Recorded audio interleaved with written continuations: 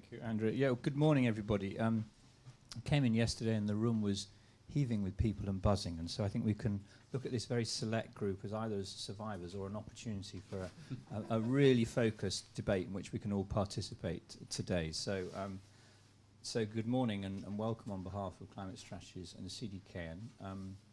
It's great for CDKN to partner with organisations because it introduces us to a wider circle of people to work with who are addressing the same challenges that we work on. So it's fantastic to meet new people as well as to meet a few old friends today in this partnership. So I'm really excited and pleased that this event has come off. Andre and earlier Michael Grubb and I talked about a partnership between Climate Strategy and CDKN over a very long period, I think going back over 2 years. So it's fantastic to see the culmination of this. And it's probably worth just spending 1 minute saying why I wanted this partnership to happen. CDKN works across a very wide spectrum of activities, from support to national level climate strategy work. I've just back from Bangladesh, where we were talking with leading policymakers there and presenting results of some research, to directly supporting poor and vulnerable countries in the international negotiations and providing the evidence and filling the gaps in evidence and research around that is a critical part of what we do.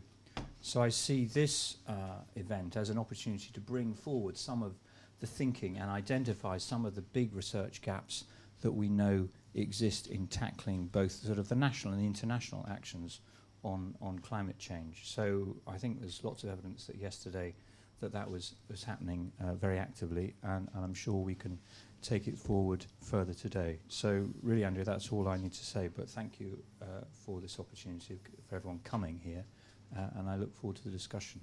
Thank you. Hand over to Thank you very much, Sam. So with no delay, we are moving to session number 4, which is the first session today, entitled, Is it Fair? Defining and Respecting Equity in Adaptation and Loss and Damage. And we have a pleasure of having Mr. Daniel Klein, who is a program officer in the team supporting negotiations of the 2015 agreement within the UNFCCC Secretariat in Bonn. Daniel is by training international environmental lawyer, and he used to work as a researcher at Max Planck Institute for Public International Law.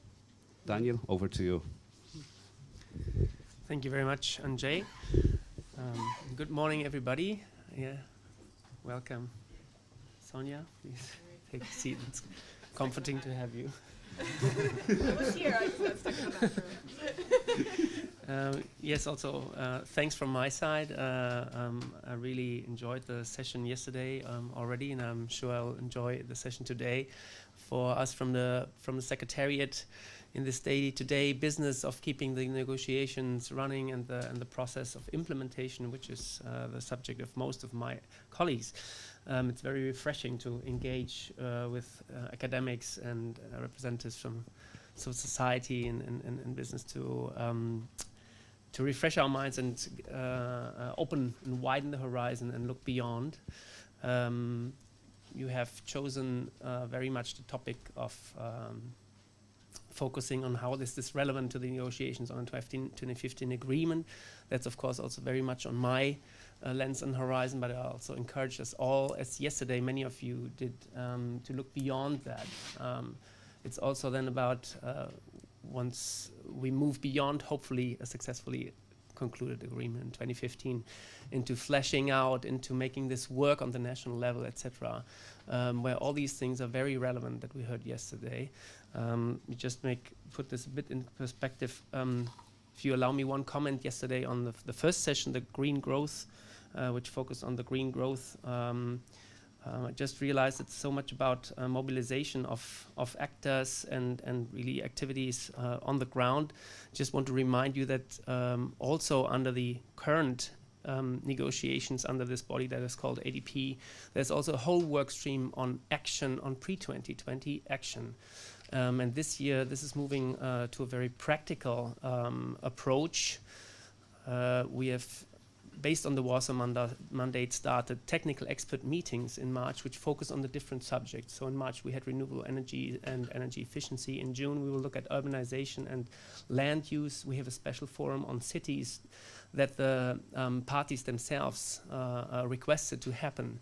So from my point of view, this distance between, that's parties' business in the UNFCCC. It's only governments talking to each other, and we are outside here, the academia, where the real action happens. That this gap is less wide, and we are coming closer together. If you're working on, for example, international cooperative initiatives or in this area, I would encourage you to look at the website. There's even an invitation for organizations to make submissions on these technical expert meetings.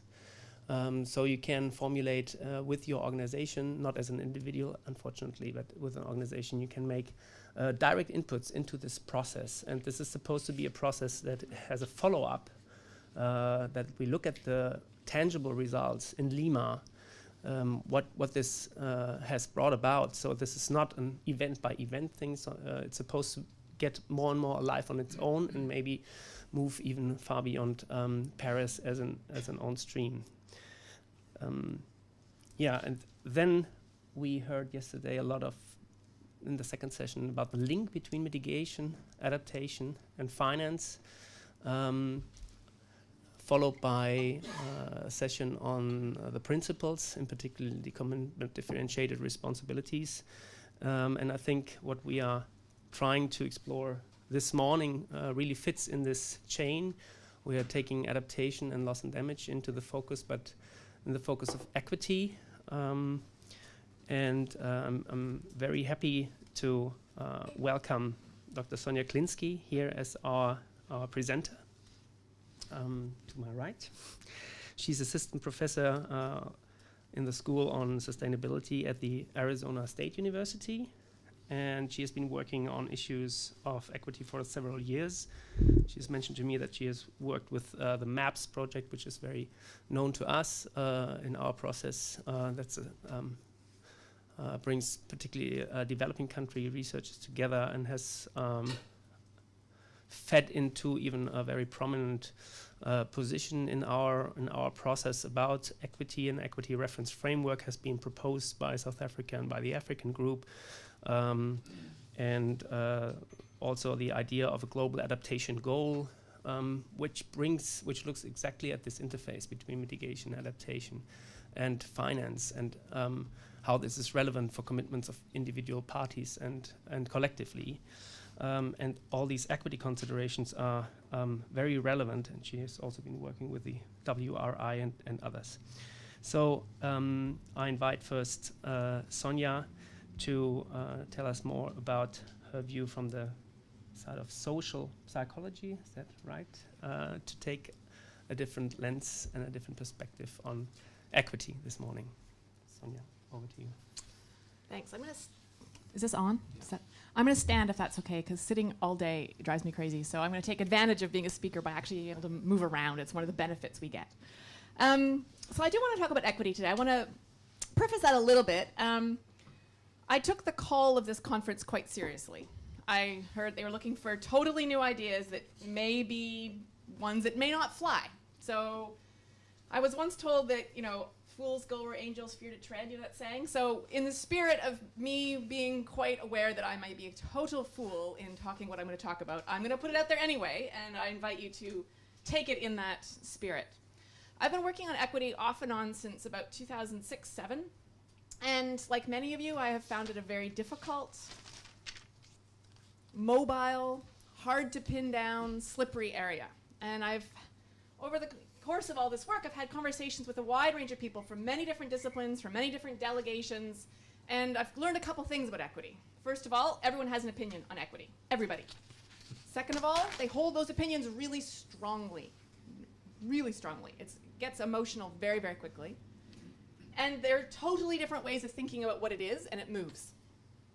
So with that in mind, I've started thinking about other ways of thinking about equity than we've currently been, in the hopes that maybe we can find some pathways that lead us out of continued deadlock. So this is my offer. It might be terrible. Take it as you will. Now, if I could work this thing, it would be fantastic. So this is one of my favorite images. It's fairly obvious what's going on here. What's interesting about this image is it's from 1991. So this is not a new issue, right? Equity has been with us from the very beginning of this issue. This is from the Center for Science and Environment in India, and came from their report, which was entitled Global Warming, A Case of Environmental Colonialism, written in 1991.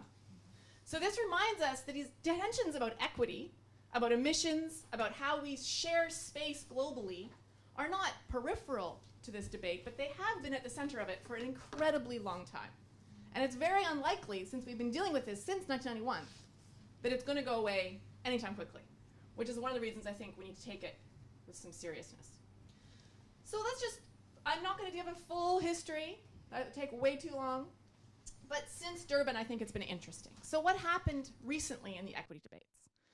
So there was a huge flush of academic work in the lead up to Copenhagen as people were grappling with what are we going to do in Copenhagen. And of course, out of Copenhagen was another flush of kind of concern. What is equity going to look like? What is a global agreement going to look like? But leading up to Durban, let's think about all the geopolitical shifts that have happened, right? We've talked a lot about that yesterday and in general. We know there's been a huge geopolitical reorganization since the original UNFCCC was signed. And that really came to a head in Durban. We had just had the financial crisis. Fukushima had just happened. These are big events that change how energy and how emissions are going to be developed and used internationally. So then with the Durban platform, what's interesting, right? There's no explicit reference to equity in the Durban platform. Now, rumor has it, and I was not in that fateful huddle, rumor has it that Todd Stern actually used the words, if equity's in, we're out. Now, if anyone was in that huddle and can tell me for sure if that happened, I'd really love to know. But that the discussion that it was explicitly not in there, I think, is important. And yet, CBD and RC is in UNFCCC, and Durban is underneath that. So we know that part of it is in the conversation, but the word equity was left out of the actual platform, which I think is kind of interesting. And this whole idea that as we've watched the ADP negotiations, equity and ambition, and the conversation of how are we going to do both equity and increased ambition? Can they really feed into each other? Are they going to be at odds with each other? That conversation has been throughout the conversation of the ADP from the very beginning. And last year, Harold Winkler and I guest edited a special edition of Climate Policy Journal on equity. And as we got the submissions, one of the things that became very apparent was just how diverse the equity conversation is. So in the lead up to Copenhagen, when I was working on equity, it was really a mitigation conversation. There was a little bit of conversation about human development. There were a few people starting to talk about adaptation, but really it was a mitigation conversation. That is no longer the case. People are concerned about equity across the full gamut of issues, from mitigation, finance, loss damage, adaptation, the full gamut, equity comes into it, and in a way more complex way than it has before. So what that means is we're actually trying to do more on equity than we ever have been. The work packages are getting more complicated, the issues are more complicated, they're all interconnected, and equity has been cutting through all of them. And if we haven't solved it yet, what we're actually going into is a more complex equity landscape than we have seen so far. And I just want to, we talked a lot about burden sharing the other day, and people were talking about the tensions of burden sharing, and I think this image is kind of these juxtaposition here is useful. So this comes out of the basic country report, which is allocating how emissions should be allocated between developing and developing countries, or non-Annex 1 and Annex 1, in which we see that their argument is that because of the per capita emissions globally over a series of time, what we basically have is we have a huge ecological debt by certain countries, and historical responsibility has been a fundamental issue for many of the basic negotiating stances. Now let's look on the other side. I'm going to read this because I know it's long, but I think it's important because we forget this sometimes. So this is coming from the Senate Resolution 98 from the American government, which is the infamous Byrd-Hagel resolution. And let's just pause for a second and think about what it says. Because the disparity of treatment between Annex 1 parties in developing countries could result in serious harm to the United States economy, the United States should not be a signatory to any protocol unless the protocol or other agreement also mandates new specific scheduled commitments to limit or reduce greenhouse gas emissions from developing country parties within the same compliance period. So let's just juxtapose those two perspectives on equity. The United States Senate clearly taking a stance that they shouldn't do anything because it's not fair to their economy. It's going to damage competitiveness. We have the basic countries saying very strongly that historical responsibility must be part of any future agreement. So not to belay this point, but I think we tend to sometimes want to see where we can see overlaps, but there are very, very deep divides in the equity debate. And they cut right down to the heart of which parties are willing to do what. That's interesting. I thought it was going to go the other way around. So let's just think a little bit about what's the structural challenge for thinking about equity. So negotiations are at least dual level, right? International law depends on domestic ratification and domestic implementation. We can have the most beautiful international agreement, but unless domestic governments, A, sign it, both internationally and domestically, and then actually implement it, we're not going to get very far. So equity has a double level here, right? We have to think of both the domestic and international level. We also know that negotiations are deeply embedded in geopolitics. So that issue about the American economy and competitiveness, we're sitting in a situation where we have large-scale geopolitical tensions happening all the time. And equity is a very, very tiny part of that. Just as climate change, when you really get down to the real geopolitics for many of these countries, may not even be a top priority. We know that trust has been eroded. Look what happened after Copenhagen. We still have people who feel like the trust has been was deeply eroded after Copenhagen. And as we're going to get to it in a moment, trust and equity conversations are really difficult to separate. We know that negotiations are marked by profound power imbalances, right? Not all parties may have a voice, but there is absolutely no way that all parties are truly equal when it comes to international climate negotiations. The packages are more complex than ever, and that's going to become important in a moment. And equity is extended to more issues than ever. So these are one of the reasons why equity is so tricky. But there's also conceptual challenges here. So one of the things, especially from economists that I have, is they say, well, does equity even exist? Is it just self-interest? When we see parties making comments, for instance, the Byrd-Hagel resolution, is that a conversation about equity, or is that just self-interest? Where's the boundary? Another area of research has been from the philosophers. And they started this philosophers were on this, man. They knew what was going on. They were writing about this in the early 90s. They were right out of the gate on this. But they've often been charged as being too politically naive, too ideological. The strict ideas of justice broken down have just been seen to be irrelevant to a deeply embedded political process. The other challenge with equity is it is so visceral. People get emotional very, very quickly, and they may not even know why. How many of you in this room have ever had the experience right in your gut, this is not fair? And someone asks you why it's not fair. And you probably fumbled around and just kept up with something just saying, but it's just not fair. It's very hard to have a meaningful negotiation if your gut is just saying, it's just not fair, and you can't quite articulate why. This happens all the time with the equity debates. And so not only do parties have different ideas of equity, which we've seen, but so do different disciplines. And that's where I want to start today, because I'm coming at it from a slightly different angle. I, like many of you, probably started the equity debate looking at parties' positions, looking at what we had in terms of many different proposals coming from the policy analysis community into Copenhagen, but I want to take a slightly different tactic. One place I want to think about is equity rhetoric. Now, rhetoric gets a bad name in negotiations because people think of it as meaningless words. But rhetoric is actually a discipline. It's one of the oldest disciplines. And it's how we think about and use language to communicate. So what happens when people use equity language? And if you look at what rhetoricians have written about this and sociologists who have also used rhetoric, we learn a couple of things. So equity can actually result in a change. If they're equity language, if two of us are having a conflict, equity language can result in a change in a couple of situations. The first one is if and only if the opponent does not come to believe that the appeal to justice is only made for tactical purposes. So if you and I are in a dispute and I feel like you're using equity language just because it's in your self-interest, I'm not going to listen to you. I'm not going to take your claim seriously. So there's a boundary in when equity language is useful. And if it goes beyond that, it stops being useful. The other one that's important is the opponents regard each other as belonging to a moral community within moral communities of justice apply. So I have to see you as relevant to me, and you have to see me as relevant to you. We have to recognize that we're in this together. And I think this is something that we assume that internationally we are in an international community. But my gut instinct is that people have very different ideas about what the international community is all about and how much of an extent we're in the same community. But if the underlying differences run too deep, or if equity rhetoric is seen as tactical, it doesn't help conflict, it deepens conflict. And my argument is that one of the challenges right now with equity where we're at in the negotiations is that too often equity is leading us to deepen conflict, not avoid conflict, because it's being seen as tactical, and I'd say possibly because we have different ideas of what the moral community is all about. So that leads us to a question. How do we recognize equity? Because this is important, right? We do have profound inequities globally.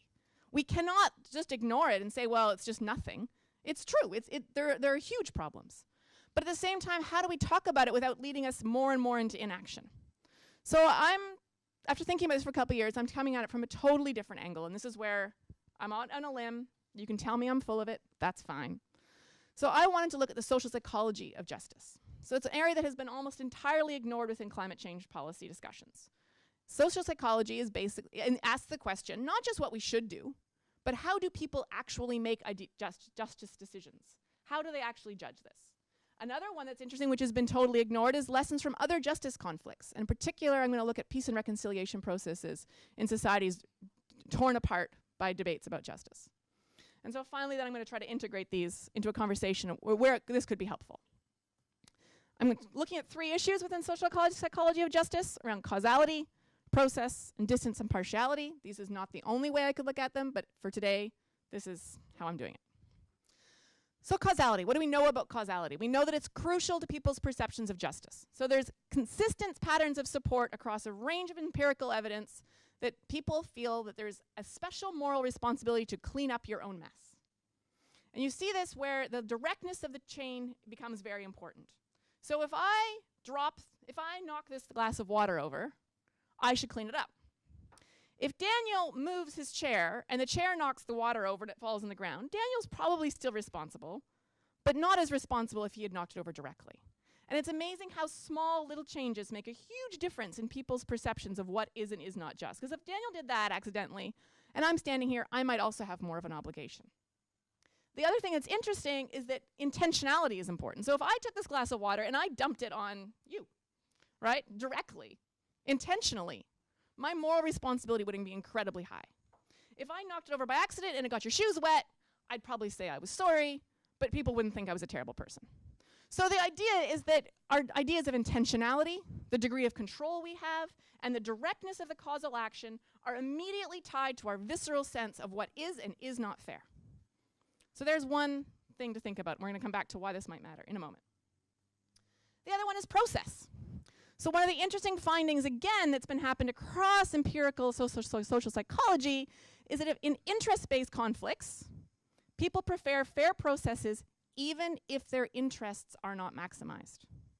So they would rather go up, have a fair process, a trial, a debate, a conversation, sort of participatory process, even if in the end they don't maximize their interests. They will still walk away more satisfied than if there was a process they didn't see as fair, but they had their interests were more maximized.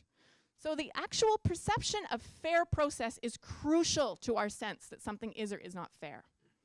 Another really interesting twist on this is that there's more emphasis on procedural justice as outcomes get less certain and more difficult to observe, or when there's situations of limited trust.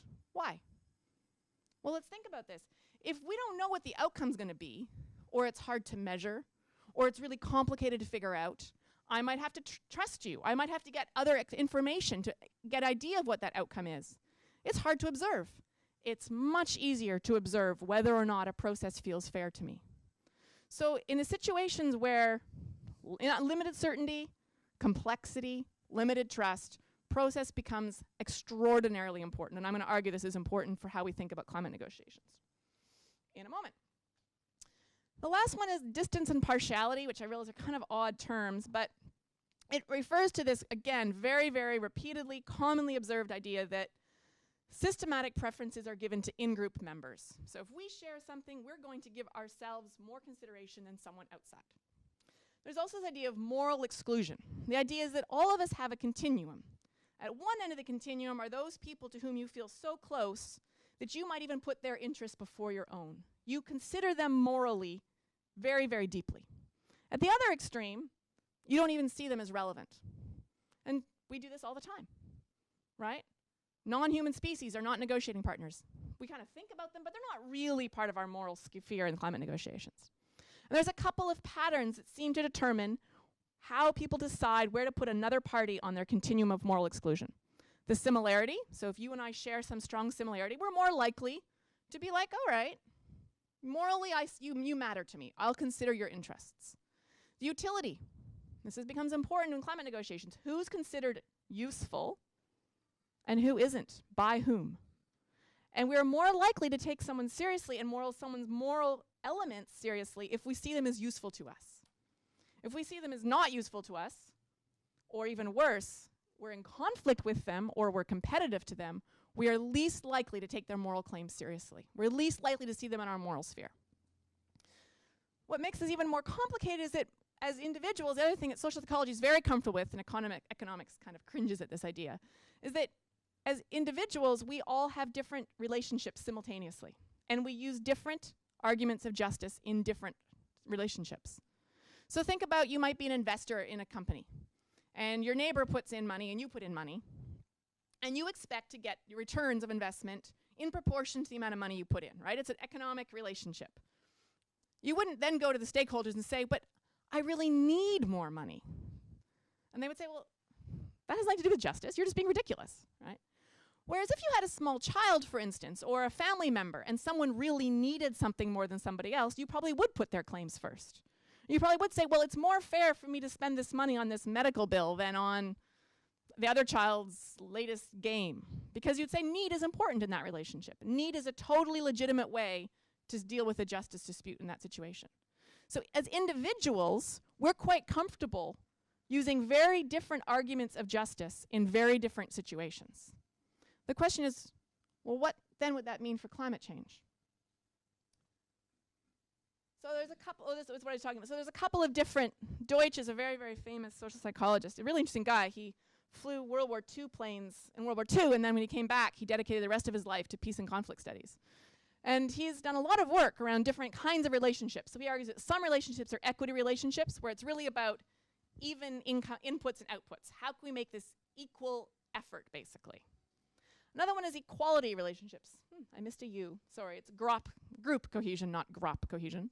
Equality relationships. So some people, for instance, in this room went out for dinner last night, and the bill was very complicated, uncertain, difficult to observe. Remember what I was saying about outcomes being difficult? How do we decide to split the bill? We just went, close enough. We'll divide, everyone puts in equal, good enough, right? Because the group cohesion was more important. It was more important to have an easy outcome that basically was easy to go, kept the group whole, everyone felt good about it. We didn't nitpick who had this much and that much. In this situation, we were using an equality relationship. The real goal was the group and the simplicity. And then finally is a need-based relationship, where it's very tight. You really feel a moral obligation to someone else's basic needs. So how does this relate to climate change? Now, I'm going to take a few liberties here. I've broken this into 3 rough categories. These are not comprehensive in any way, and I'm almost out of time, which means that we're going to be short. Mitigation, adaptation, and loss and damage. I know there's a lot more here. There's finance, there's all kinds of complexities. I just want you to think about the differences. So let's think about the characteristics of mitigation, right? It has a very strong causal dimension. Adaptation is more indirect. Remember the thing about the glass of water, right? It's more indirect. Loss and damage, another step of complexity. You can't really say it's intentional. And so the argument is that causality is going to change. The fundamental visceral social psychology is going to be different across these dimensions. In a mitigation context, there's going to be a really strong visceral dimension to causality. Causality is part of this challenge. With adaptation, there's going to be some, but it might be different. With loss and damage, I'm going to argue that it's going to be contested. So some parties are not going to feel comfortable being held causally responsible for loss and damage incidents, and they are going to push back very, very hard if you try to do this. Sorry, Daniel, I'm going to beg a little bit of leeway here. Mind I take an extra 2 minutes? Sorry. Procedural justice, let's think again, right? Mitigation has pretty established MRV. Adaptation, MRV is not yet established. It's being talked about, but it's not really super clearly established. Loss and damage, we have no idea. We have no really useful metrics for loss and damage. How do you even start measuring loss and damage when we're talking about loss of life, loss of culture, loss of fundamental patterns of being? MRV is going to be very difficult with loss and damage. Now let's think about what we said about process, trust, complexity. As these things get less clear and less trust, the process dimensions become even more important. So where process has been important in mitigation, I'm going to suggest that we need to think extra hard about process in adaptation and even more with loss and damage. I'm going to argue that that is going to be one of the crucial sticking points for equity as we get more established in the loss and damage debates. Process is going to become really, really important here. And it's going to come from a very deep place of people's visceral sense about what is not fair. And if we don't take process seriously, it's going to land us in really big trouble. That's my argument. I could be wrong. Finally, distance and partiality. So mitigation, we have pretty economic relationships, right? We've got these pretty sorted out. And my guess is they're going to be, as we've seen, a lot of focus on comparative and inputs. Am I doing as much as you? What's the comparative element here? Adaptation, the arguments have been about human development, and it's very difficult to measure inputs and outputs. How do you really compare adaptations across domains? Really hard. So I'm going to argue that equality issues, which we look at basic human well-being, are going to have a lot more resonance here for people. And I'm almost out of time, so I'm going to skip ahead. So what? I'm basically suggesting that although adaptation, mitigation, loss, and damage are linked, and we've talked a lot about yesterday about how to link them in a package, I'm arguing that underneath it, there's really different arguments for people are thinking about underneath in their sort of deep senses about when something is just. And we maybe should not use the same concepts of equity across all the dimensions. So this would actually contravene what some of the other MAPS work has done. For instance, with the Global Adaptation Fund, which they've tried to roll into a single entity. I think that's actually going to lead us into more disputes. Now I want two other things quickly. Other disciplines that I don't think have been drawn on enough in these discussions of justice. One a little bit yesterday is frame changing. So negotiation studies repeatedly come up with the idea that if you frame these as zero-sum negotiating frames, you're not going to get anywhere. So for instance, the green growth debate is an explicit attempt to try to change the frame, right? Another one that I don't think has been talked about very much is peace and reconciliation processes. Now on the face of it, peace and reconciliation processes are not a good analogy to climate change. They're not one country. They're not tightly tied within a legal framework like one country normally is. But I'm arguing there's one very, very important similarity. And that's this idea between backwards-looking justice and forward-looking peace. So peace and conflict situations have to deal with historical injustices. That is a fundamental nature, right? Something truly, deeply unjust has happened. So unjust that compensation doesn't really make sense. You can't compensate when something truly horrific has happened. At the same time, as a society, you want to move forward. You can't be stuck in a constant series of recriminations. You have to move forward. So this is what Zartman, who's studied these for many, many years, calls this balance between backwards-looking justice and forwards-looking peace. The only way to resolve these conflicts psychologically is to have a balance in processes which acknowledge the depth of the injustice in a way that victims feel like they have been heard genuinely. And just as importantly, there's new structures in place. There's a whole new relationship being offered. So they feel things will not be the same. There's a structural change. And the other crucial part of this is limited liability for victims or for the perpetrators. So they cannot feel that they are going to be held morally responsible in perpetuity forever and ever and ever. There's some break. And someone else mentioned this yesterday. I think it was Christoph Schwartz, who said we need some sort of a break. And this is similar. This is how do you negotiate something where there is a limit, where it says, okay, there was historical responsibility. We've accepted this. But from here on in, we're moving into a new structure, and we're not going to continually bring up historical responsibility. We've dealt with it, and now we're moving forward. What can we do about that? So this is where I'm putting some ideas out. So it's like, okay, so we've got these ideas of psychology. We have these ideas about structural changes, and I'm just throwing some ideas out there. What could we do that psychologically would deal with people's concerns, that would both deal with the equity issues and also support structural shifts to a new way forward? And I'm suggesting that we build into equity debates explicit ideas around intellectual property, domestic capabilities for technological innovation, changes in financing risk, MRV for adaptation, and other structural changes that would allow us to do this. Or are there other ways of balancing a limited liability approach with structural changes that would deal with that deep psychological sense of injustice and also help move forward? So these are some ideas. I've run out of time, so I'm going to end there. And thank you very much for being patient.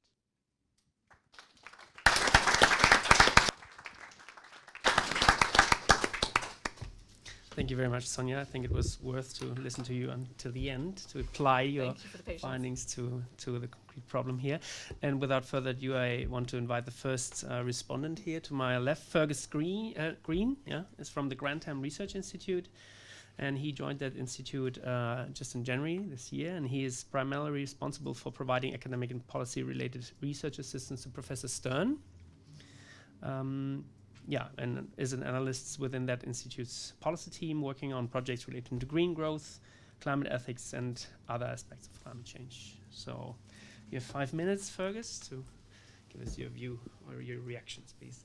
Great. All right. Thanks, Daniel, and thank you, Sonia. There's a lot to consider there, and I certainly welcome the putting out new ideas. I think this is a debate which does require new thinking and new ideas, and I certainly agree with a lot of what you've said. In terms of trying to pick a few things to talk about in the five minutes that I have, what I thought I would do is frame my remarks around this question of what purpose should equity principles fulfill. And I'm going to focus on the substantive equity principles, but also touch briefly, if I have time at the end, on this question of process equity that Sonia talked about. And I think actually just the last slide or two that you had there about the structural changes and about changing frames, even though you didn't have much time to go into that, I'm going to talk a bit about that. So in some ways it sort of follows on perhaps nicely. So, so what purpose should substantive equity principles fulfill in the international climate negotiations, or in sort of global climate governance more broadly perhaps? I think this is an important question because it really gets at this sort of intersection, kind of difficult intersection between philosophy, politics, and public policy. And I think that the interactions between these three disciplines have often rarely been thought through in a particularly sophisticated way, but I think that's starting to change, certainly in the philosophy literature and in other disciplines too. So I'm going to suggest three things that I think, sort of three functions that substantive equity principles should fulfill, and a lot of this touches on some of the things that Sonia raised. So the first thing in an international context that equity principles should do is that they should narrow the range of policy outcomes. So what do I mean by that? Well, so let's assume that you had international negotiations with no role for equity principles. The possible sort of set of policy outcomes that could come from those negotiations would be extremely large, if not infinite. Now, obviously that's problematic. At the other extreme, philosophers working in analytical philosophy typically would want a very highly specified principle. So whereas take the principle of common but differentiated responsibilities and respective capabilities. Now for a philosopher, that's a starting point, but it's not fully defined. You would then spend a lot of effort, if you were writing a paper, to define what each of those words mean in a very, very clear and precise way. And what you would then end up with is, when you applied that principle to a relevant set of facts, the set of policy outcomes would be very, very narrow. It would be quite, to use the lingo, deterministic. It would pretty much determine what the policy outcomes would be. Now, at the international level, that's probably not desirable because, as I think Sonia's articulated well, there are so many different conceptions, many of which are quite legitimate, about what equity should look like at the international level. And so you wouldn't want a very detailed, philosophically specified principles, arguably, because you'd never get agreement on them. And so we're left with probably needing to have some intermediate outcome, where we have what have been called either underspecified principles, or, to use Cass Sunstein's language, incompletely theorized agreements, which provide sort of an intermediate point. And this, I think, picks up on Sonia's language of fair enough. So the equity principles should provide some guidance toward a range of policy outcomes that is smaller than the no equity, but not as narrow as fully specified principles. So I think the question then is, how narrow? There's obviously a big range between those two extremes. So how much do we want to allow free play for politics and different interpretations, or how much do we want our equity principles to be to determine a relatively narrow set of possible outcomes? The second thing I think that we should ask about international equity principles and the role they should fill is how they can frame the negotiations in a constructive way. And again, Sonia touched on this. And I think, and my colleagues at the Grantham Institute certainly think that the traditional framing of equity, certainly in the mitigation context, as a matter of sharing burdens and costs, is problematic and based on, I think, false empirical assumptions. It assumes that the mitigation challenge is a question of sharing a static and relatively linear set of sort of costs and burdens, negative things, in a kind of zero-sum way. And we get the language of the rights to emit is related to that. And I think that there are a number of philosophers and my colleagues at the Grantham Institute, including my boss, Professor Stern, have questioned this assumption that that what matters is not so much a right to emit per se, but access to energy, or even more specifically, energy services. And we know that we can do this in ways that are zero carbon. So we question sort of why there is a right to emit, first of all. And secondly, this idea that it's purely about costs and burdens, I think, is problematic. Now, clearly there will be costs to be borne. Clearly there will be some winners and losers. But there's also enormous scope for positive sum outcomes. So if we're going to transform towards a zero or near zero carbon world sometime in the second half of this century, I mean, even a 50-50 chance of 2 degrees implies moving to sort of about 20 billion tonnes of CO2e by 2050. That's going to require massive structural transformation with enormous opportunities for investment, innovation, discovery, technical change, changes in relative prices, and social change. And so an enormous amount of that can be positive and have a lot of co-benefits. So actually, we think that, that equity should play a role in framing that in a constructive way that recognises that there are many positive some outcomes to be had in the process of transforming to a low or near zero carbon world.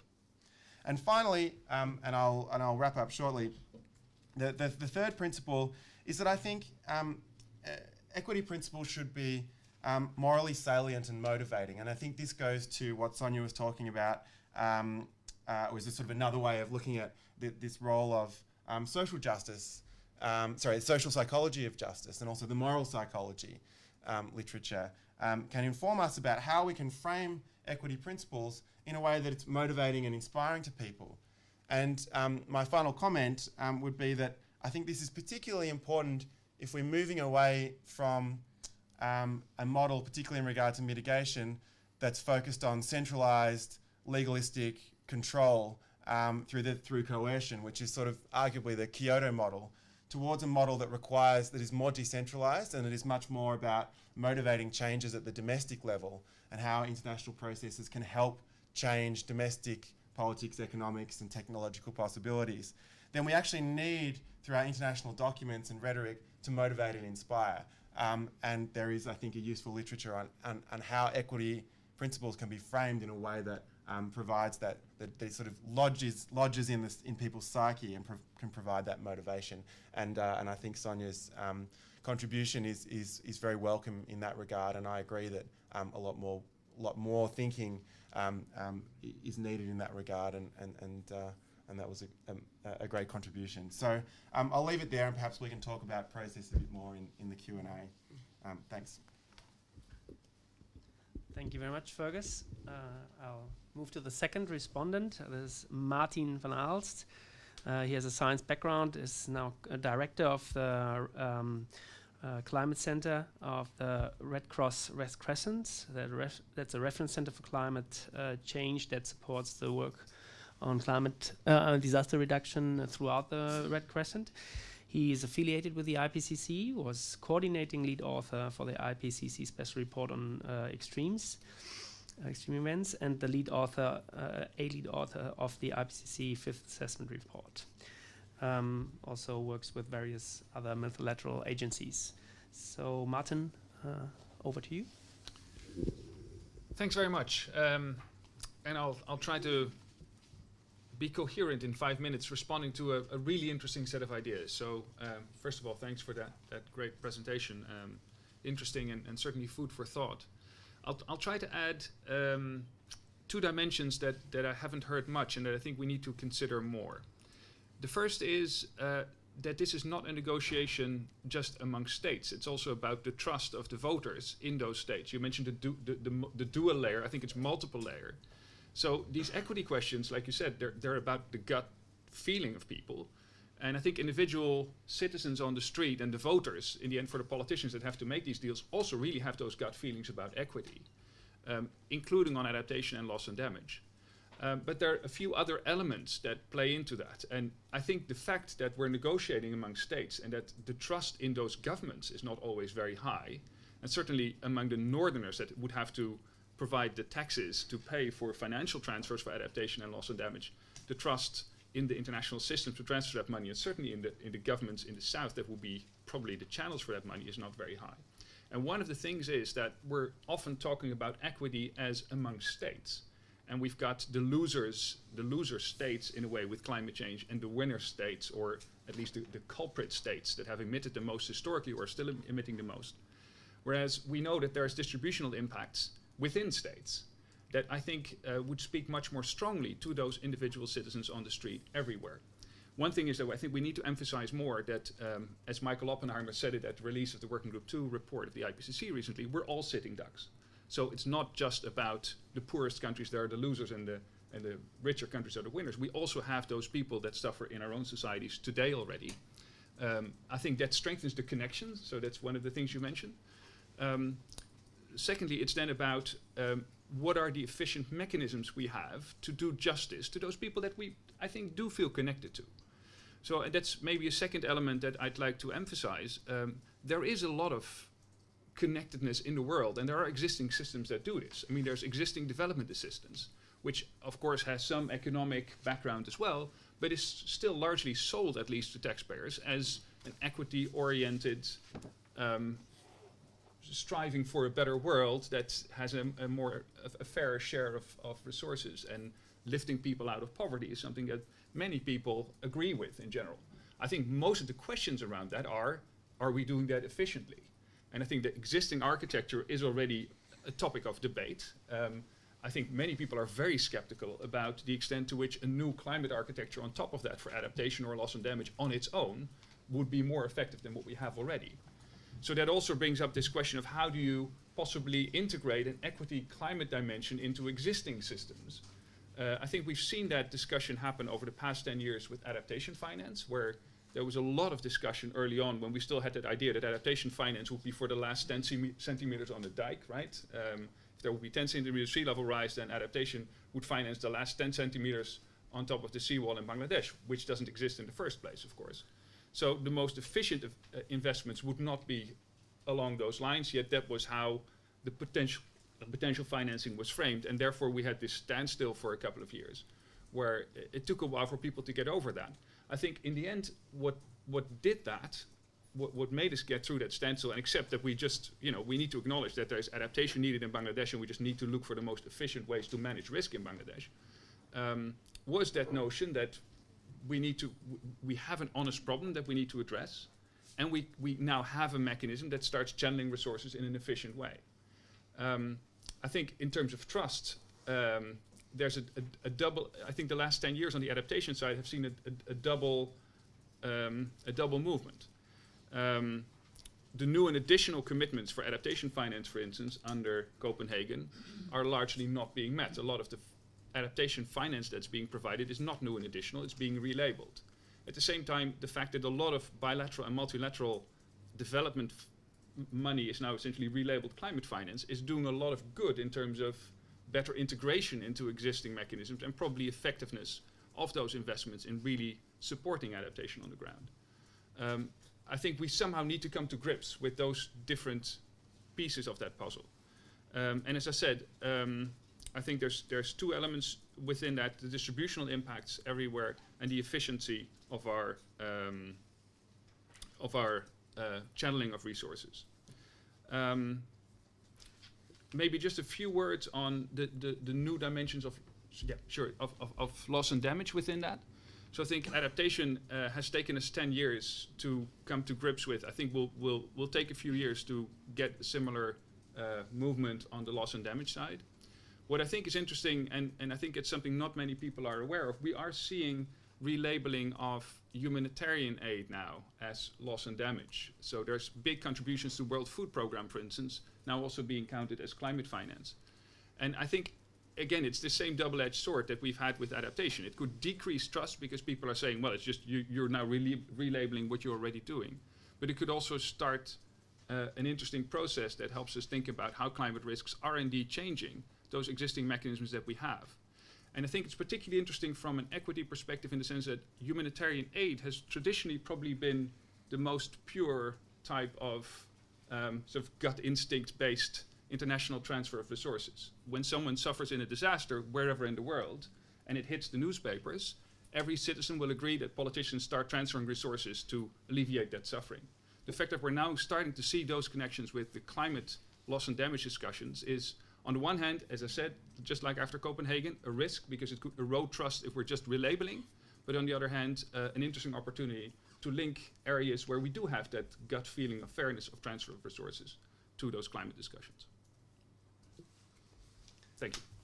Thank you very much. It was a very rich presentation here, and even more new ideas also from the respondent. So now the floor is open for questions and comments.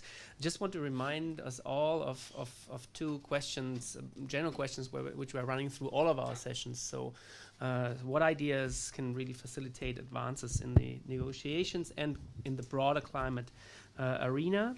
And also a side question we always had in back of mind, where's research gaps? Where are we really lacking things to find out? So keep that also in mind in your contributions. So I start with Maxwell and then Axel. I love that presentation.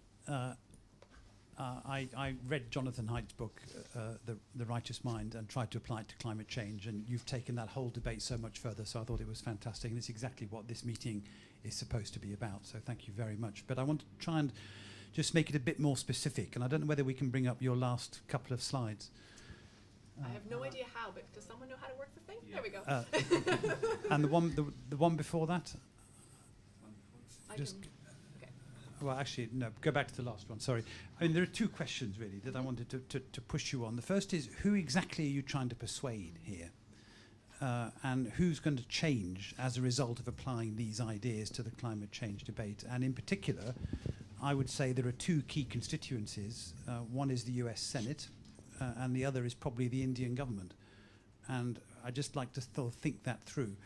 And in that particular connection, you were talking mostly about, in your earlier chart, the bottom row, which was about loss and damage and so on. And you kind of, in the top row, which was mitigation, were inclined to say that it met all your conditions for successful negotiation. You know, No, I didn't mean that. Sorry. and it clearly doesn't. I thought the issues were more known in that Right, row. but well, actually, if you look at it, because you had these are the characteristics, and it meets this and that criterion. So talk us through mitigation. So those are two questions. Yep. Can we take some more? Can I borrow your pen for a second? Can I borrow your pen for a minute? Yes. Axel, please. Yes, just to follow up on this one, because I was also struck. So far, there has always been the feeling that adaptation, loss and damage might be possibilities to overcome the conundrum of mitigation. Now you say they are so much more complicated and so much more likely to relate to generate conflict that they might be more of a distraction. So, of course, if one uses a pessimist outlook, it would mean, given that we have not been able to solve the mitigation conundrum, how can we then solve this even much more complicated adaptation and loss and damage? Yes, let's take one more. Next. Okay, thank you. Is it on? Okay. Sylvia Kalsenbach, Finkhuizen from Wageningen University. I think this follows very beautifully from yesterday, because what I was looking for a bit more is the some perspectives that can bring us to a positive narrative for the not the 2015, but for a longer perspective. And I think Here we have an element of a start of that, as you mentioned. I mean, the kind of striving for a just world it has been coming with humanity over centuries, and we made, progress along the lines. It's going slow. It's two steps forward and one back. But that kind of community building narrative, not only about solving the injustices of the past, but more a positive, here we have a potential route towards reconciliating and peace, and I mean more than peace. So I mean there are lots of narrative out there which is not about green growth, but about redefining prosperity, building integrated communities, these kind of things. I think for the long term, I think this is what somehow is a potential to explore also in research, and also how do you nurture another part of that. And linking back to discussions yesterday, the question about the role of education, which is also a paragraph 6 in the UNFCCC, that we are not usually seriously taking up in these kind of discussions, because we're always about the next deadline in negotiations. But if we had taken that seriously 20 years ago, and taking reporting on that and the commitments on education, then we might have different negotiators today. So so I'm really enjoying this part of the discussion. Yes, I would like to take one more question from the gentleman in the back and then make a second round, maybe. Otherwise it's too much. So climate strategies. Hi, it's Henry Derwent from Climate Strategies. Sonia, that was great. An area which I thought was probably going to be sort of fascinating but not applicable at all, turns in my mind into something which is both extremely fascinating and possibly applicable, but we need a lot more work on how. I was a negotiator in this process at strategic level for over 10 years, and I have to say that the number of times during that period that I can recall equity considerations actually being discussed at all in business as opposed to over a drink in the bar could be counted on the fingers of one hand. Now, I don't know whether I'm typical or not, or whether my country was typical or not, but I would say that there is a critical mass of negotiators who just do not recognize these issues as being relevant to doing their job, because their primary job is to protect the interest of their country. That's what they're told. Now, there are some negotiators who dilute that a little bit, but there are others who, on the first side of dilution, find that they're out of a job. So I think the process of deciding how you apply these ideas has to actually be quite subtle, and it has to be a mixture, I think, of recognizing that an awful lot of these things that you're talking about will be useful, as it were, in inverted commas, because all the negotiators will use these arguments, but they will use them in inverted commas, in other words, as tactical devices to win particular arguments amongst each other. Even more important, but less easy to grasp, is how these arguments affect the people who give the negotiators their orders, in particular the ministers, and behind the ministers, obviously, the voters. And here the huge problem is that the process has become so complicated, and the concept, as well as the concepts being so difficult, as to be almost beyond the grasp of most of the ministers who attend, certainly if they only get to attend for 1 or 2 conferences of the parties, as they so often do. And as for trying to translate a lot of this stuff into stuff which will motivate their voters, you've got a really, really hard problem. And remember also that many of those voters actually have different cultural views about the balance between obligation and self-help. And that is very, very important for the negotiating position, and indeed the elected representatives' positions in many, many areas. But if we can regard this as the beginning of a new chapter in examining how equity could be brought up to date and made to apply, that would be wonderful. Thank you very much. Just to add from my side, that I have observed that the occasions to discuss equity have, of course, increased now in these in the context of the ADP. And last year we had even a dedicated workshop on.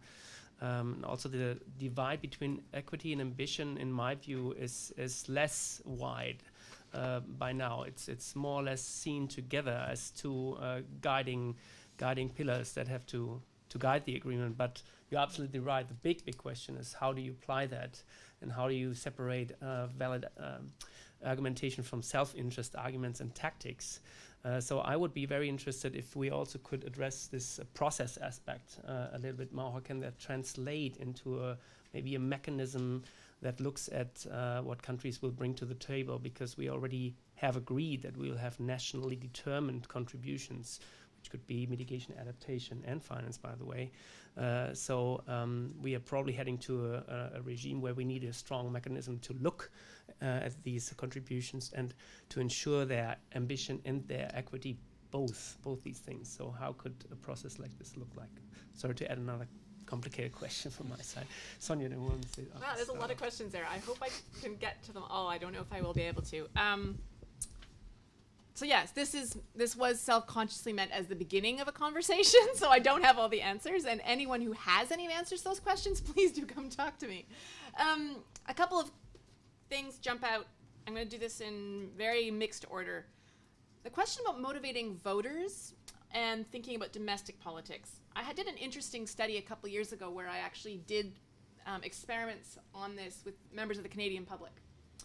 And I asked them what they thought policymakers would, after I did these experiments, and they ended up being remarkably open in what they were willing to fund in terms of both mitigation and adaptation. This was before loss and damage was on my radar. And I always asked them what they thought policymakers would say. And universally, the answer was, policymakers can't think about this. They're too busy being self-interested for their country. They're not able to do this. And then I went and I interviewed a whole bunch of policymakers, and I showed them what I'd done with the public, and I said, what do you think the public would say to these questions? And without a fail, any guess what the policymakers said? The public can't think about this. They're far too selfish.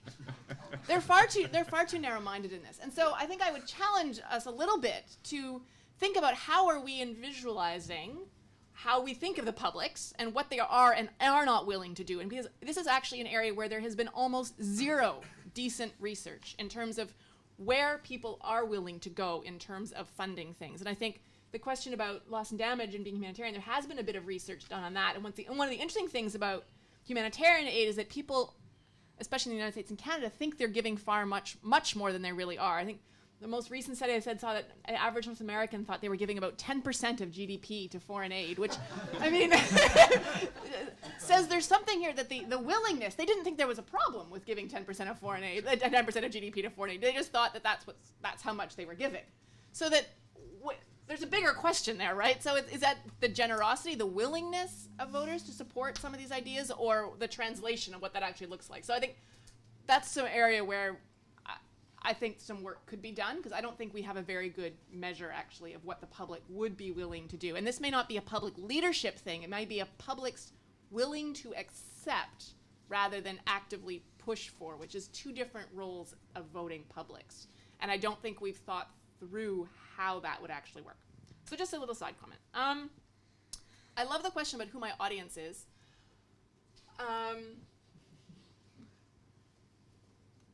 I'm not sure. That's a great question. I think it would be fascinating to engage with the Indian delegation on this issue. Historical omissions have definitely been a big part of their arguing point.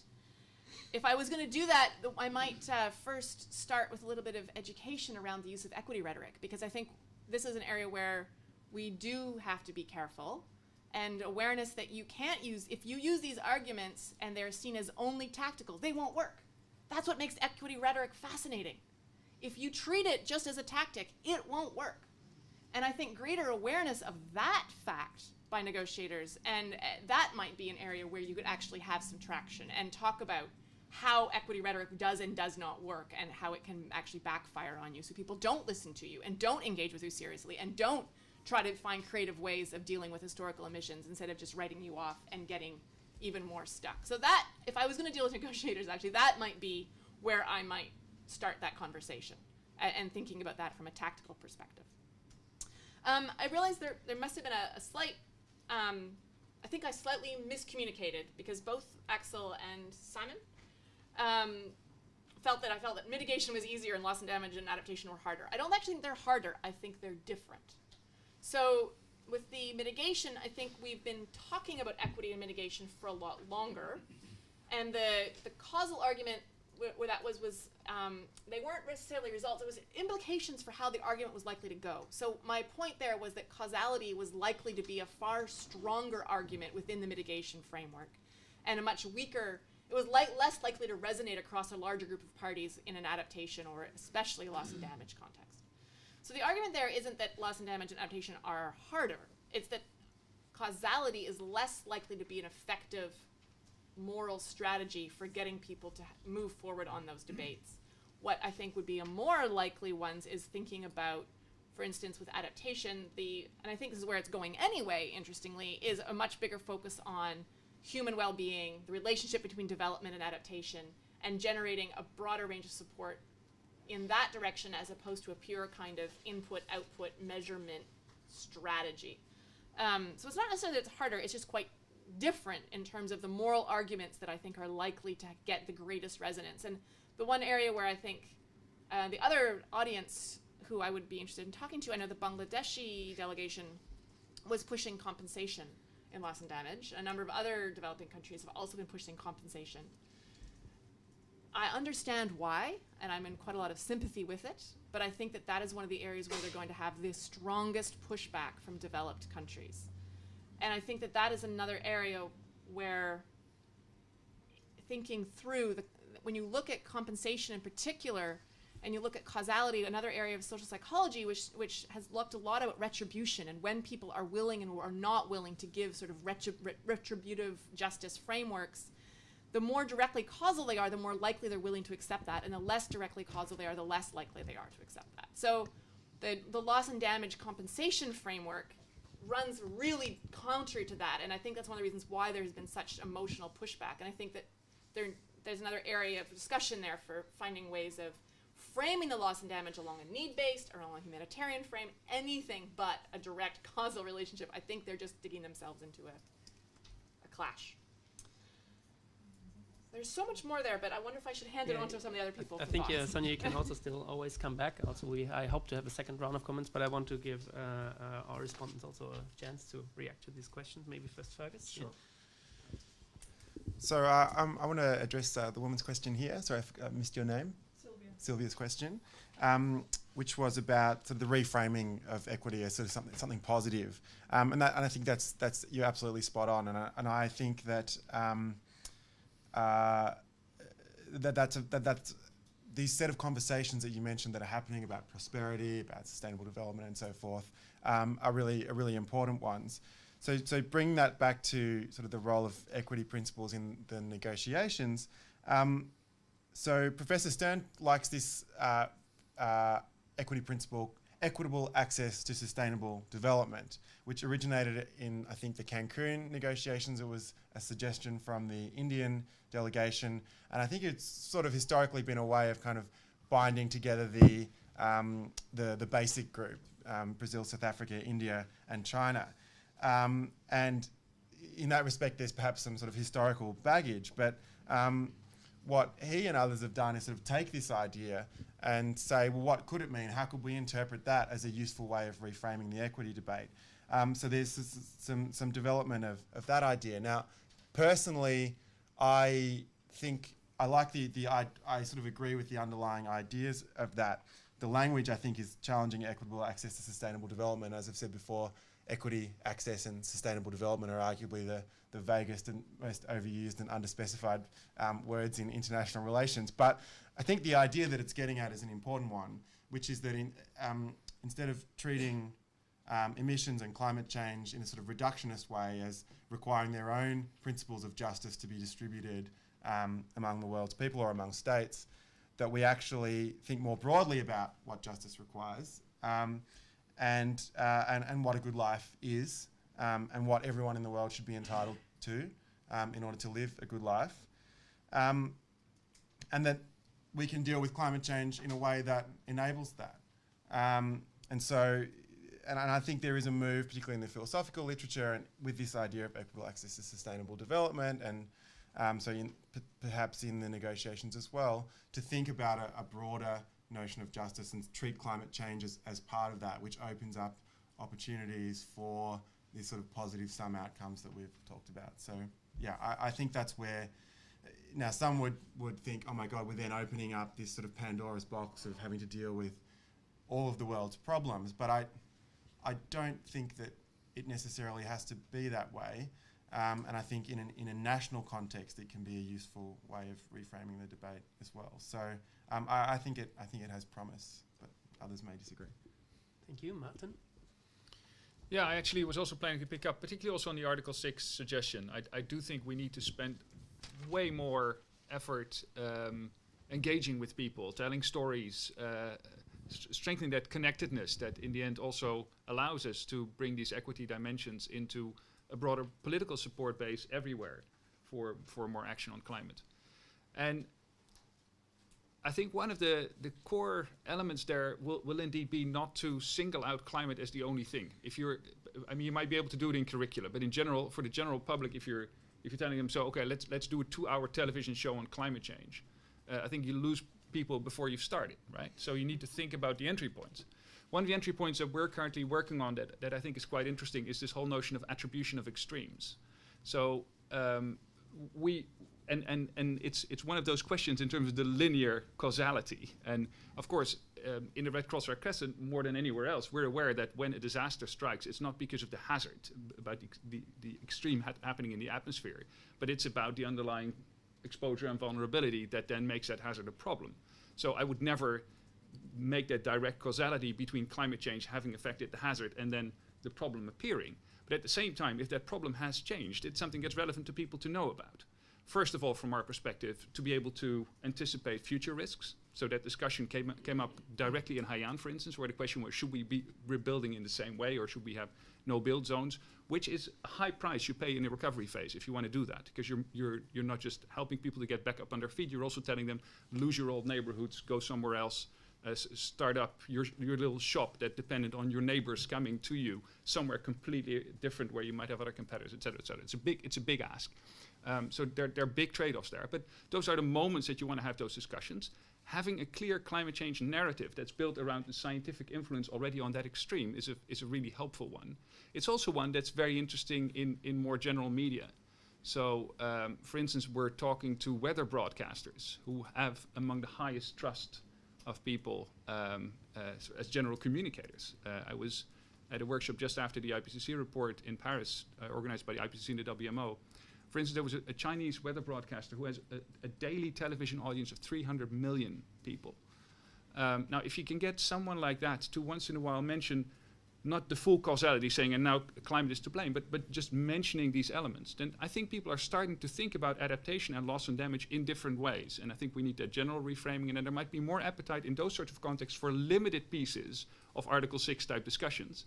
But it's a very different mindset of an Article 6 strategy than the traditional educational campaigns or anything like that. I'll leave it at that. Yeah, thank you very much. I would like to take the time to take another round of questions. I think we can do that. Okay, yes, I think we had you first from the last round, and then Ambuj, and then okay, I'll take a note here. Thank you. This is Sam Bickersteth from CDK, and just sort of anecdote from a workshop we held in Dhaka last week on the product of a study with the University of Sussex and Dhaka on climate-induced migration, which seems to play into this conversation. The study essentially points out, with a good, thorough piece of research, that migration, with its multiple causalities, which are hard to disentangle, Martin, is a positive livelihood strategy. And this was recognized in the presentation. But of course, as that came through, the Bangladesh national negotiators in the room realized that essentially undermines the arguments around the negative consequences of climate change in the loss and damage negotiations. And so you had this sense of wanting to reject the evidence in the international level debate. So it illustrates for me the challenge of linking, as it were, the citizen point that's being made here to the national debate, to the international debate. And we will all have stories of something like that happening. And so how does good evidence play into forming these national debates, it seems to me? And so this seems to be, this excellent, fantastic presentation seems to be very relevant to the debates I was having in Bangladesh last week.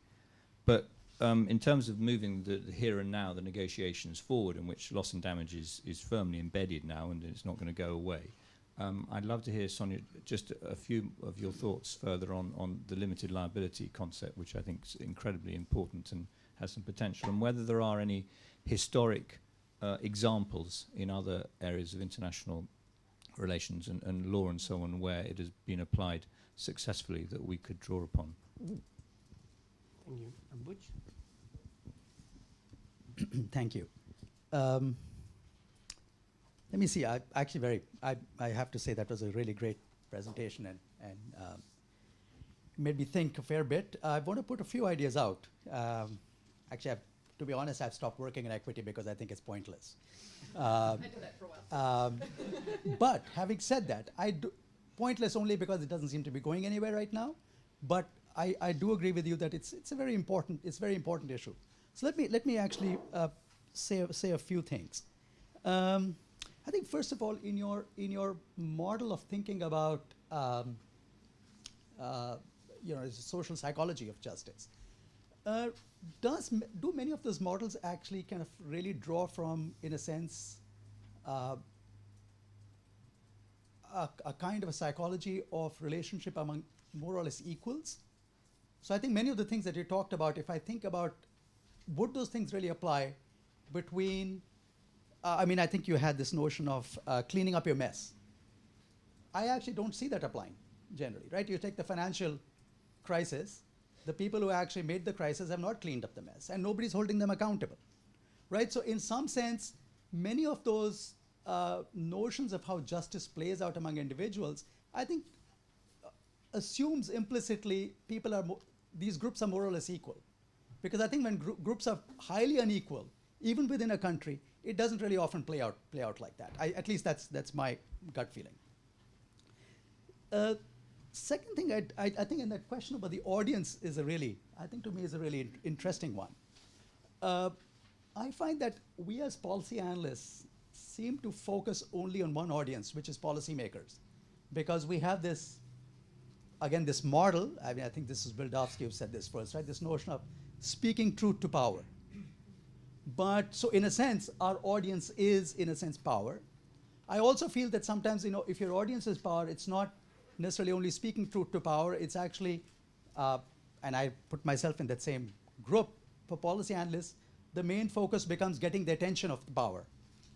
And then, in a sense, that reorients your own agenda. It's not about speaking the truth, and many people have actually written about this kind of said.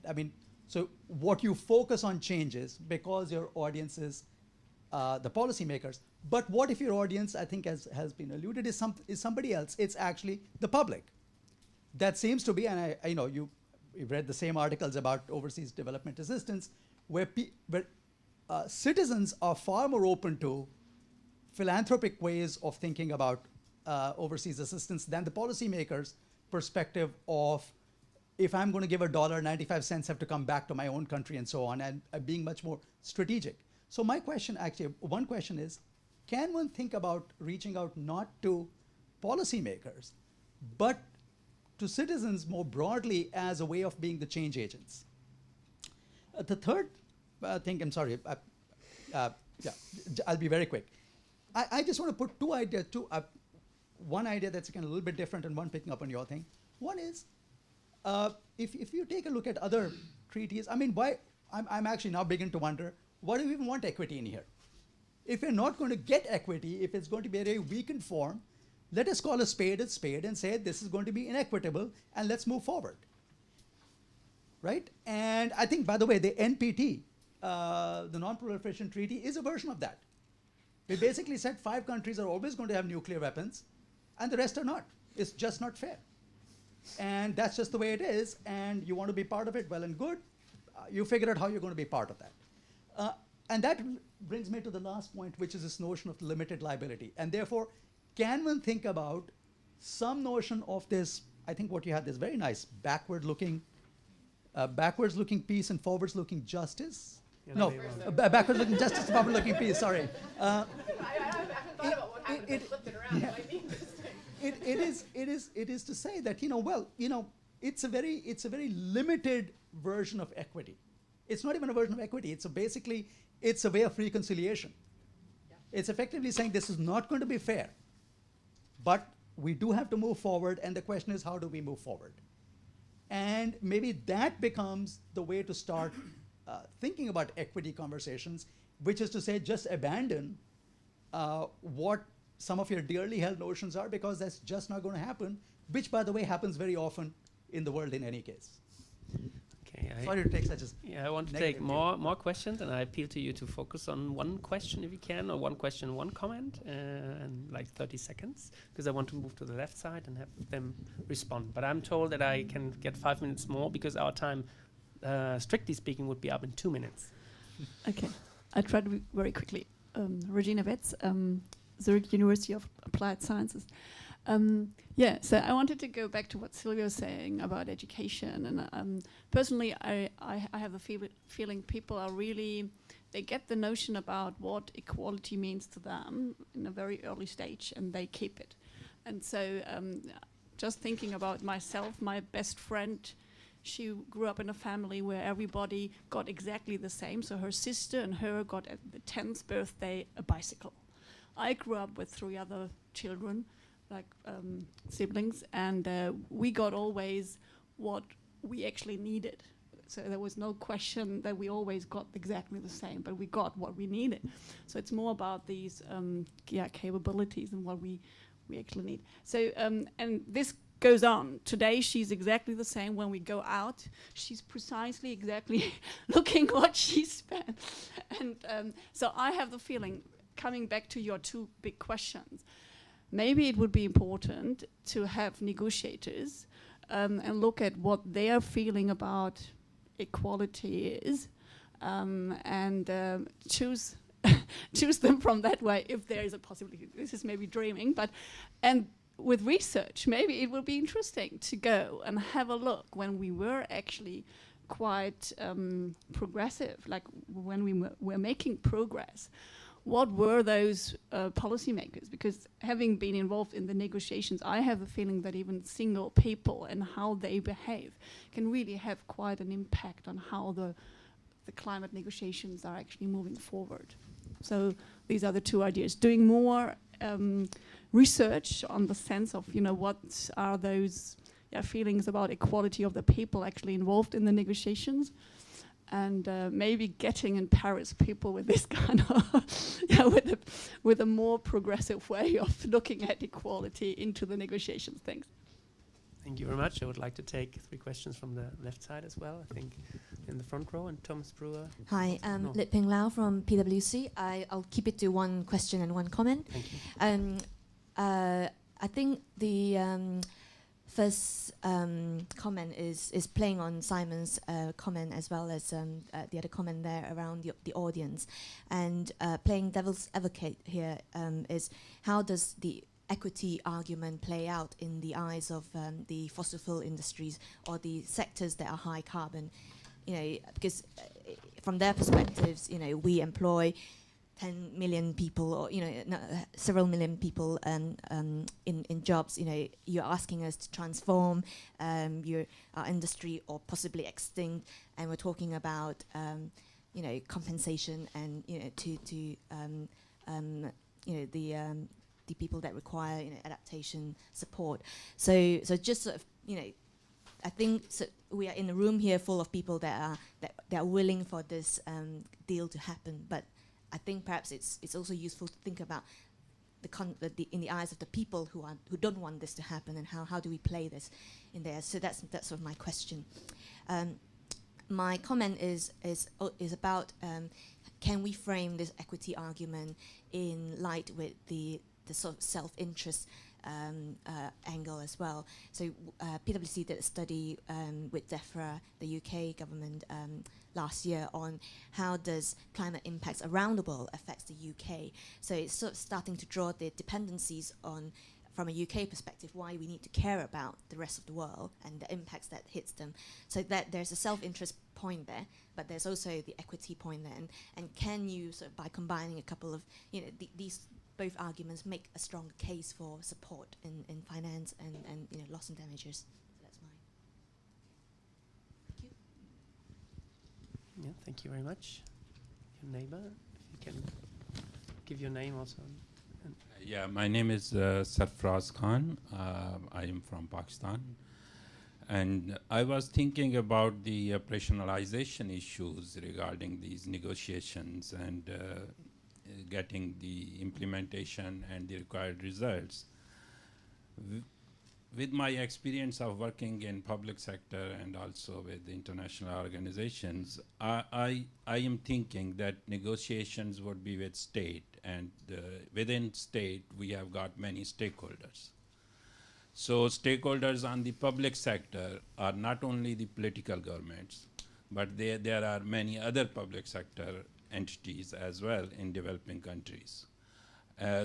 Like there could be intelligence agencies, there could be armies which have their own industries, fertilizers, sugar mills and others, which not necessarily are on the same page as with the political government. So they have their own interest, or interest of the institutions, or interest of the country, which they don't feel always are equal to interest of political regime.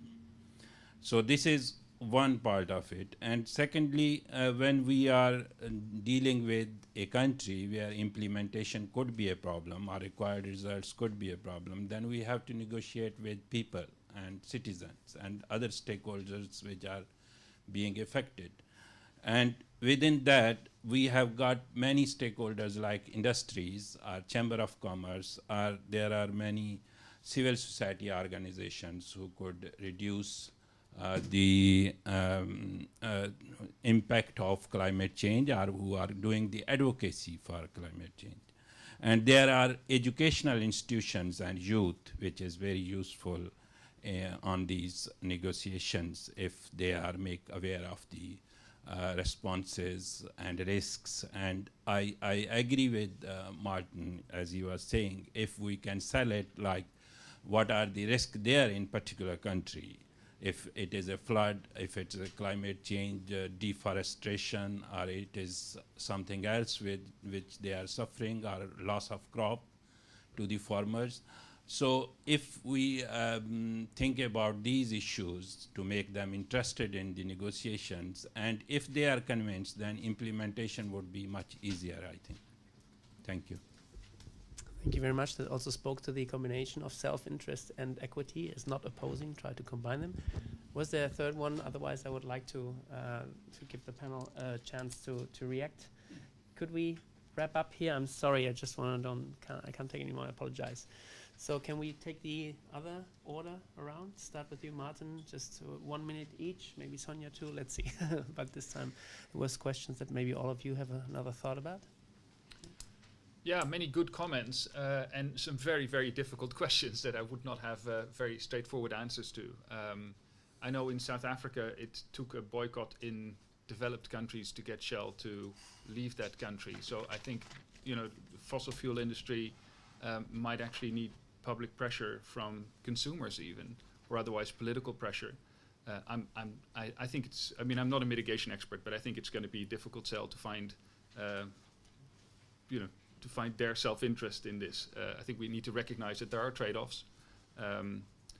So I don't have an easy solution other than some of the other things that we already mentioned in terms of generating a bigger public awareness. And I think that's partly the earlier discussions we had about better storytelling about what climate change is doing already and how that connects to what you do feel inside. Thank you.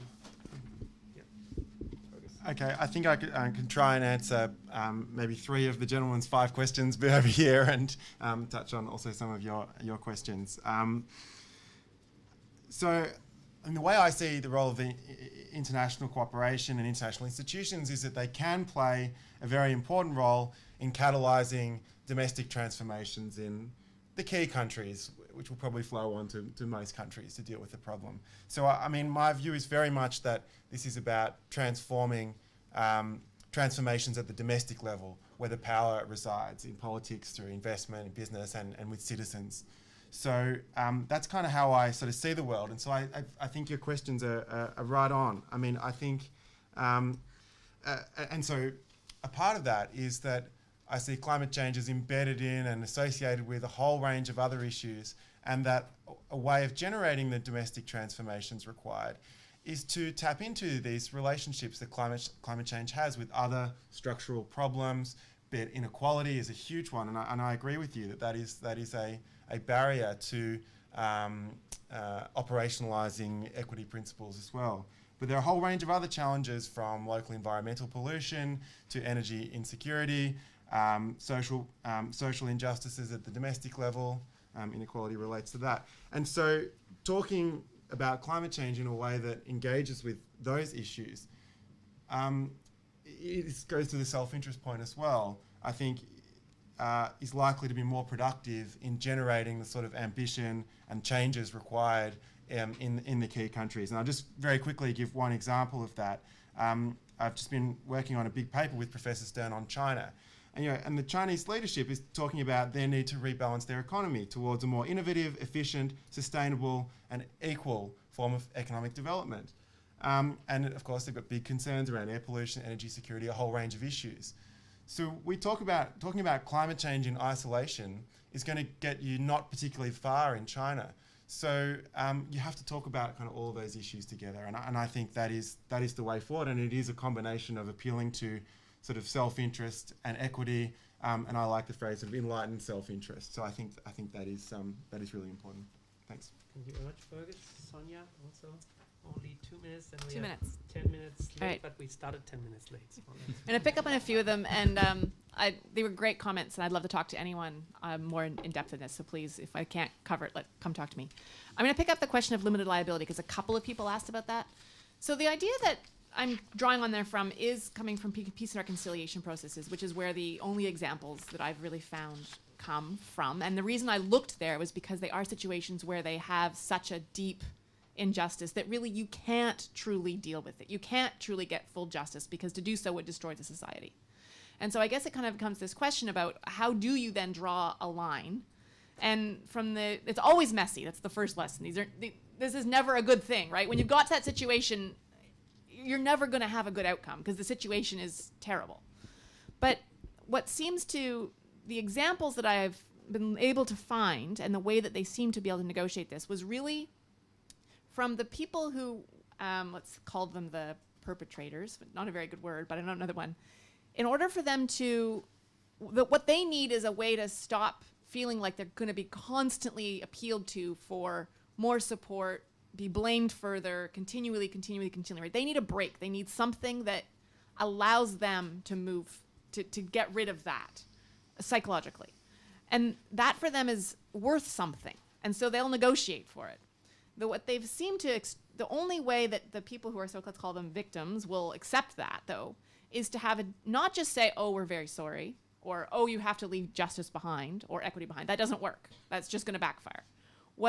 When it seems to work, there seems to be enough genuine structural change in the system that they can feel like they're being offered a new deal. There is something on the table which is worth putting aside their sense that injustice has happened.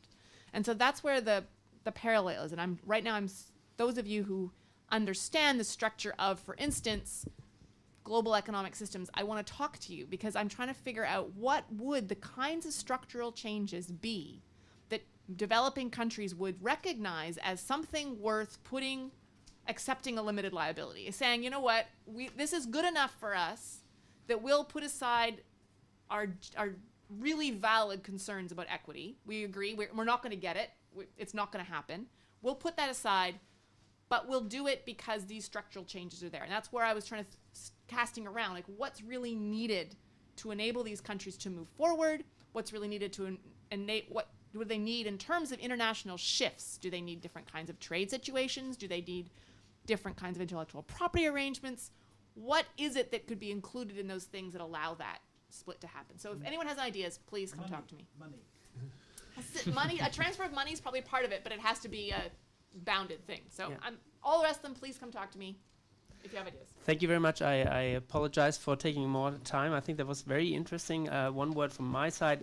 The break idea is a bit too strong, maybe, in my view. I think of yesterday when Xiaohua talked about MRV requirements moving gradually to a common system. I think these kind of narratives, gradually, over time, this is for both sides very important, that it doesn't have to happen this now, and you have to do it now. And I also agree that negotiations are very much about psychology. The room, how this works, how the last days work is very much about psychology. So these contributions from the research side are also very, very helpful. It's about fears, it's about confidence, but it cannot be either or, only a narrative. Everything work, green growth, that's it. Nor responsibility forever and the gloomy scenario. So you have to mix that, I think someone said, scientifically based or fed positive narrative, and including the media. I think if all this mix can be made more fruitful. Thank you very much for your patience.